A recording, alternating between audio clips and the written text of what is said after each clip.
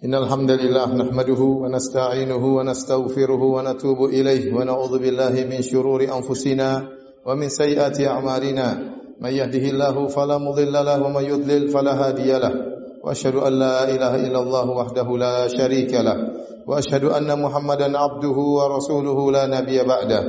Ya ayyuhalladzina amanu taqullaha haqqa tuqatih wa la tamutunna illa wa antum muslimun. يا أيها الناس اتقوا ربكم الذي خلقكم من نفس واحدة وخلق منها زوجها وبث منهما رجالا كثيرا ونساء واتقوا الله الذي تساءلون به والأرحام إن الله كان عليكم رقيبا يا أيها الذين آمنوا اتقوا الله وقولوا قولا سديدا يصلح لكم أعمالكم ويغفر لكم ذنوبكم ومن يطع الله ورسوله فقد فاز فوزا عظيما أما بعد فإن أصدق الحديث كتاب الله وخير الهدى هدى محمد صلى الله عليه وسلم وشر الأمور محدثاتها وكل محدثة بدعة وكل بدعة ضلالة وكل ضلالة في النار.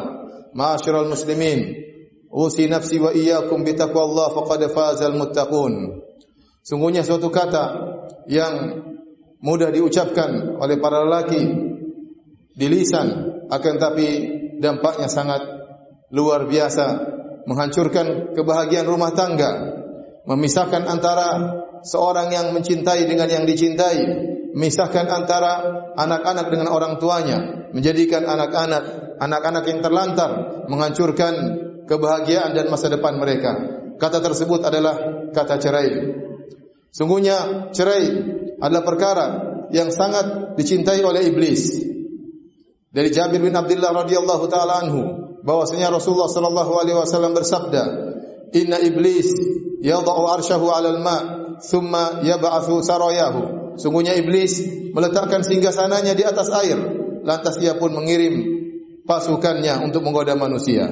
Fa'adnahum minhum manzilatan a'dhamuhum fitnah. Yang paling dekat kedudukannya dengan iblis adalah anak buahnya yang paling besar fitnahnya bagi manusia.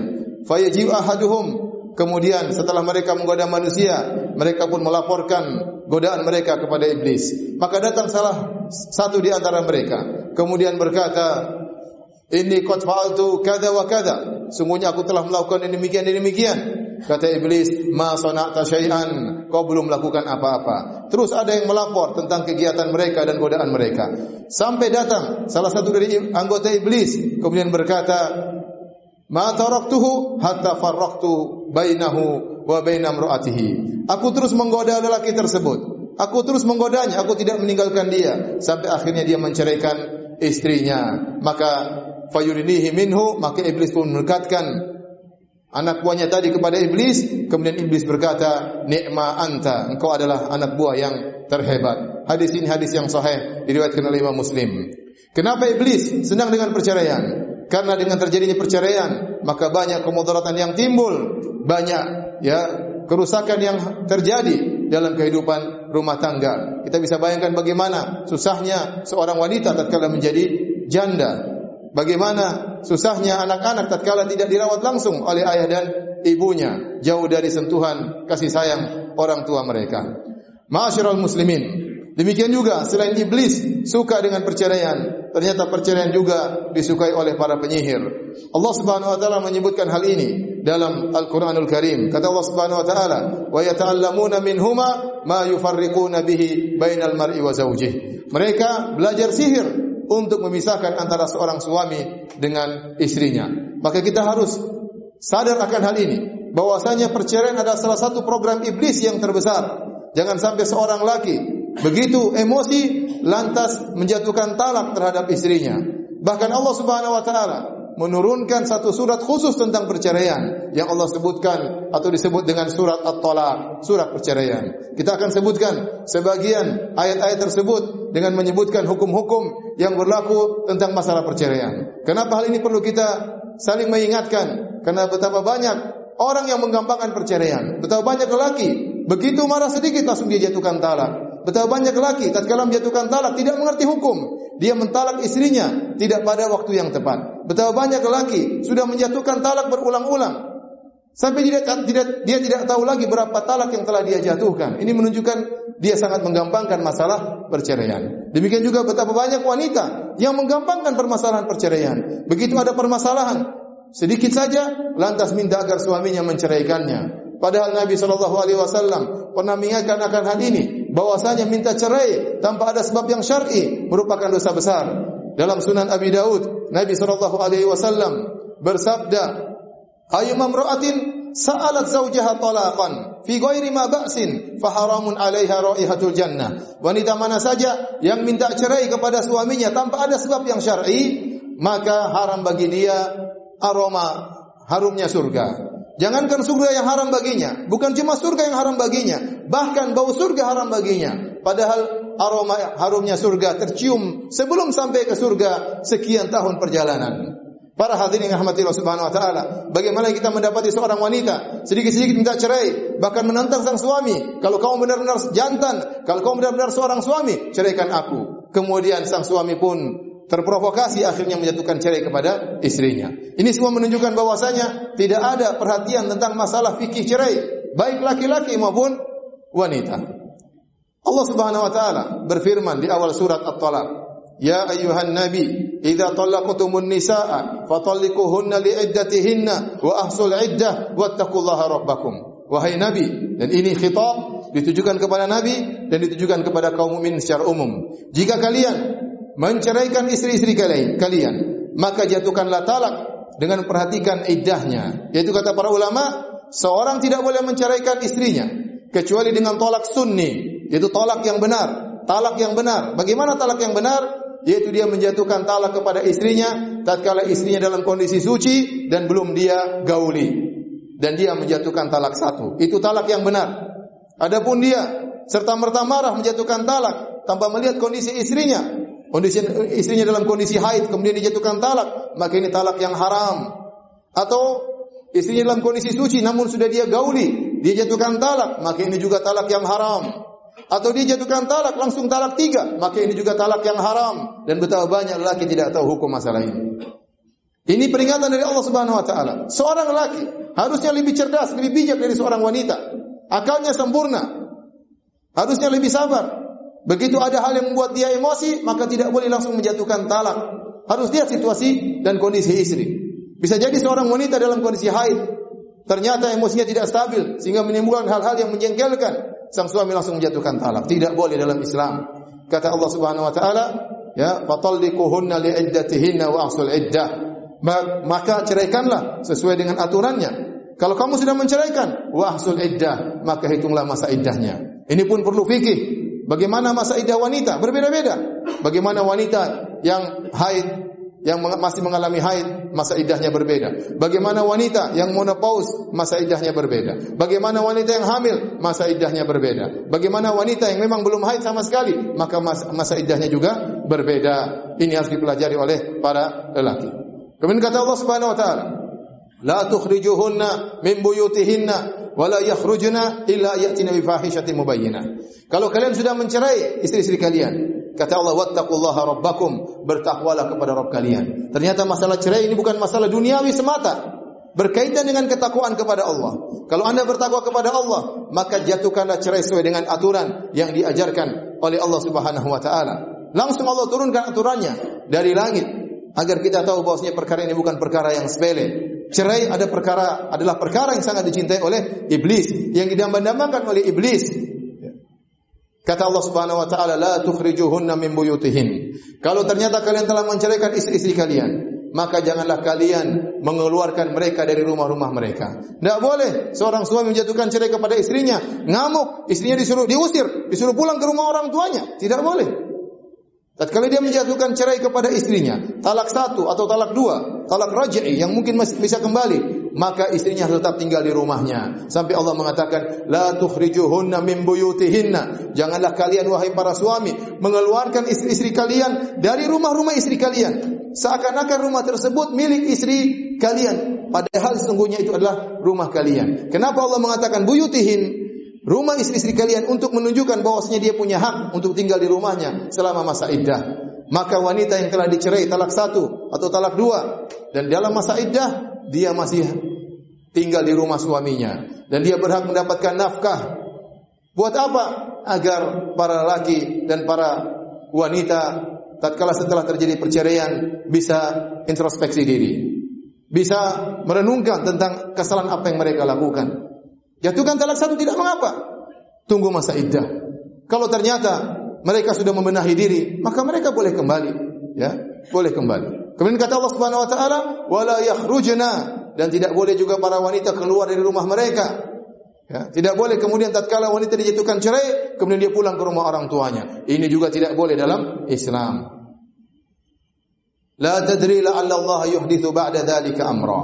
Engkau tidak tahu, bisa jadi setelah itu Allah mengadakan suatu perkara yang Allah kehendaki. Kemudian kata Allah Subhanahu wa taala, "Fa idza balagna ajalahunna fa amsikuhunna bima'rufin aw fariquhunna bima'rufin wa ashidu dhawi 'adlin minkum wa aqimu syahadata lillah. Dzalikum yu'adzu bihi man kana yu'minu billahi wal yawmil akhir." Kata Allah, kalau kalian sudah menceraikan istri-istri kalian, kalau Anda telah menceraikan istri Anda dan dia sudah masuk dalam masa iddah dan ternyata masa iddahnya sudah mau berakhir, maka dua pilihan. Famsikuhunna bima'ruf, maka rujuklah kepada istrimu dengan cara yang baik, atau au fariquhunna bima'ruf, atau ceraikan dengan cara yang baik. Qadarullah terjadi perceraian. Tapi kalau Anda ingin kembali dengan cara yang baik. Kalau ingin menceraikan dengan cara yang baik. Sebagaimana Anda mengambil wanita tersebut dari orang tuanya dengan cara yang baik, maka kembalikanlah pula dengan cara yang baik. Wa ashidu dhawi 'adlin minkum, dan datangkanlah dua saksi. Jika Anda kembali, ternyata perceraian dibatalkan atau tidak dilanjutkan, maka hadirkanlah dua orang saksi. Atau sebaliknya, jika Anda menceraikan, maka hadirkanlah juga dua orang saksi. Dzalikum yu'adzu bihi man kana yu'minu billahi wal yawmil akhir. Wa tilka hududullah. Maka ini adalah peringatan dari Allah Subhanahu wa taala bagi orang yang beriman kepada Allah dan hari akhirat. Oleh karenanya para hadirin, ma'asyiral muslimin, terutama Anda para suami, hendaknya bertakwa kepada Allah Subhanahu wa taala, memperhatikan hukum-hukum cerai, tidak bermudah-mudahan menjatuhkan lafal cerai, menakut-nakuti istri dengan lafal cerai. Sungguhnya hal ini adalah tidak disukai oleh Allah Subhanahu wa taala dan sangat dicintai oleh iblis. Barakallahu li wa lakum fil Qur'an wa nafa'ani wa iyyakum bima fihi minal ayati wa dzikril hakim. Aqulu ma tasma'un wa astaghfirullaha li wa lakum wa li sa'iril muslimin min kulli dhanbin wa khati'ah fastaghfiruhu innahu huwal ghafurur rahim.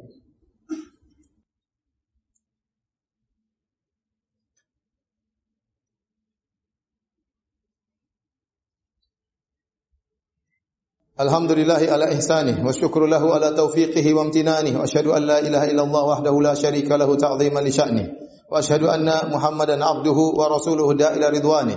Allahumma shalli alaihi wa ala alihi wa ashabihi wa ikhwani. Sungguhnya para hadirin yang dirahmati oleh Allah Subhanahu wa taala, di antara perkara yang sangat pelik, yang sangat sulit dihadapi oleh seorang, yaitu perkara perceraian. Bagaimana tidak sulit? Ke rumah tangga yang selama ini dia bina, kasih sayang selama ini dia pupuk, anak-anak yang lahir dari buah pernikahan antara dia dengan istrinya harus hancur tatkala itu. Ini adalah kondisi yang sangat pelik bagi seorang suami maupun seorang istri. Namun barang siapa yang menghadapi kondisi yang sangat sulit ini dengan ketakwaan kepada Allah Subhanahu wa taala, maka Allah akan beri jalan keluar. Oleh karenanya ayat-ayat dalam surat At-Talaq menjanjikan jalan keluar bagi orang yang bertakwa. Setelah Allah menyebutkan tentang masalah talak, Allah berkata, "Wa may yattaqillaha yaj'al lahu makhraja." Barang siapa yang bertakwa kepada Allah, maka Allah akan berikan solusi baginya. Wa yarzuquhu min haitsu la yahtasib. Dan Allah akan berikan dia rezeki dari arah yang tidak dia sangka-sangka. Wa may yatawakkal 'ala Allahi fa huwa hasbuh. Barang siapa yang bertawakal kepada Allah, maka cukuplah Allah baginya. Innallaha balighu amri, qad ja'ala Allahu likulli syai'in qadra. Dan Allah menyebutkan dalam ayat berikutnya, ya, wa may yattaqillaha yaj'al lahu min amrihi yusra. Barang siapa yang bertakwa kepada Allah, maka Allah akan mudahkan urusannya. Allah berfirman juga dalam ayat selanjutnya, wa may yattaqillaha yukaffir anhu sayyi'atihi wa yu'dhim lahu ajra. Barang siapa yang bertakwa kepada Allah, maka Allah akan hapuskan dosa-dosanya dan Allah akan membesarkan pahalanya. Bertakwa kepada Allah dalam hal apa? Dalam menjatuhkan cerai. Maka seorang tatkala menjatuhkan cerai kepada istrinya, sungguhnya dia tidak hanya bermuamalah dengan istrinya, tapi dia sedang bermuamalah dengan Rabbul Alamin. Allah turunkan hukum-hukum yang berkaitan dengan cerai. Dan Allah berfirman, tilka hududullah. Inilah batasan-batasan Allah. Inilah hukum-hukum Allah. Wa may yata'adda hududahu faqad zalama nafsah. Barang siapa yang melanggar aturan-aturan Allah, maka dia telah menzalimi dirinya sendiri. Lihat betapa banyak perceraian tidak mendatangkan kebaikan. Kenapa? Karena tatkala seorang menjatuhkan cerai, dia tidak bertakwa kepada Allah Subhanahu wa taala. Betapa banyak laki begitu emosi menjatuhkan cerai langsung, serta-merta menjatuhkan cerai, sementara istrinya ternyata dalam kondisi haid. Betapa banyak laki tatkala menjatuhkan cerai langsung talak 3. Ini juga melanggar syariat. Betapa banyak laki menjatuhkan cerai tatkala dia sudah menggauli istrinya. Ini juga melanggar syariat. Tatkala terjadi perceraian, betapa banyak lelaki yang mengusir istrinya, memulangkan istrinya ke rumah orang tuanya. Ini dia tidak bertakwa kepada Allah tatkala menjatuhkan cerai. Dan betapa banyak wanita tatkala dia diceraikan lantas kabur dari rumahnya, kembali ke rumah orang tuanya. Ini juga tidak bertakwa tatkala terjadi perceraian. Tatkala mereka tidak bertakwa dalam perceraian, maka tidak ada solusi bagi mereka. Mereka menghadapi kehidupan yang sulit. Mereka menghadapi kehidupan yang payah, yang berat bagi mereka setelah terjadi perceraian. Kenapa? Mereka tidak menjalani ketakwaan tatkala dalam proses perceraian. Adapun seorang yang menjatuhkan cerai dengan perhatikan hak Allah Subhanahu wa taala, maka tadi Allah janjikan hal yang banyak. Kata Allah, yaj'al lahu makhraja. Allah akan berikan dia solusi. Wa yarzuqhu min haitsu la yahtasib. Allah akan berikan dia rezeki dari yang tidak sangka-sangka. Allah akan menghapuskan dosa-dosanya. Allah akan mudahkan urusannya dan Allah akan membesarkan pahalanya. Para hadirin Allah Subhanahu wa taala, meskipun ayat ini berkaitan dengan takwa tatkala menjatuhkan cerai, namun kata para ulama, ayat-ayat ini juga berlaku dalam segala hal permasalahan dalam kehidupan di atas muka bumi ini. Maka barang siapa yang menghadapi permasalahan, dan seorang beriman pasti menghadapi permasalahan. Tidak mungkin seorang beriman tidak dikasih ujian. Bahkan Allah telah menjamin untuk memberikan ujian kepada orang-orang yang beriman. Kata Allah Subhanahu wa taala, "Am hasibatum an tadkhulul jannata wa lamma ya'tikum mathalul ladzina khalau min qablikum." Apa kalian menyangka akan masuk surga sementara belum datang kepada kalian cobaan-cobaan seperti cobaan-cobaan yang menimpa orang-orang sebelum kalian. Kata Allah Subhanahu wa taala, "Alif lam mim, ahasiban nasu ay yutraku ay yaqulu amanna wa hum la yuftanun." Apakah manusia menyangka mereka dibiarkan mengucapkan kami telah beriman lantas mereka tidak diuji? Walaqad fatanna alladziina min qablihim fala ya'lamanna Allahu alladziina shadaqu wa la ya'lamanna al-kadzibin. Sungguh kami telah menguji orang-orang sebelum mereka agar Allah mengetahui mana di antara iman mereka yang benar dan mana di antara mereka iman mereka yang dusta. Jadi ujian pasti mendatangi kita. Meskipun kita tidak ingin mendapatkan ujian, Allah pasti menguji kita. Namun Allah juga menjanjikan, barang siapa yang diuji, kalau dia bertakwa pasti ada solusinya.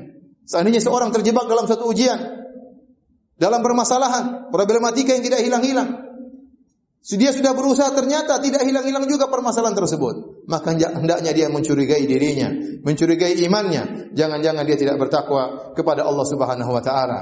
Barang siapa yang bertakwa, maka solusi itu akan datang cepat atau lambat. Inna Allaha malaikatahu yusalluna 'alan nabi ya ayyuhalladzina amanu sallu 'alaihi wa sallimu taslima. Allahumma salli 'ala Muhammad wa 'ala ali Muhammad kama shallaita 'ala Ibrahim wa 'ala ali Ibrahim innaka Hamidum Majid. Wa barik 'ala Muhammad wa 'ala ali Muhammad kama barakta 'ala Ibrahim wa 'ala ali Ibrahim innaka Hamidum Majid. Allahumma ighfiril muslimina wal muslimat wal mu'minina wal mu'minat al ahya'i minhum wal amwat innaka samii'un qaribun mujibud da'wat wa ya qadhiyal hajat. Allahumma ati nufusana taqwaha وزكها أنت خير من زكاها أنت ولي مولاها ربنا ظلمنا أنفسنا وإن لم تغفر لنا وترحمنا لنكونن من الخاسرين ربنا اغفر لنا ذنوبنا خطأنا وعمدنا وكل ذلك عندنا ربنا اغفر لنا ذنوبنا ما قدمنا وما أخرنا وما أسررنا وما أعلنا وما أسرفنا وما أنت أعلم به منا أنت المقدم وأنت المؤخر لا إله إلا أنت ربنا آتنا في الدنيا حسنة وفي الآخرة حسنة وقنا عذاب النار وقنا عذاب النار وقنا عذاب النار وأقيموا الصلاة.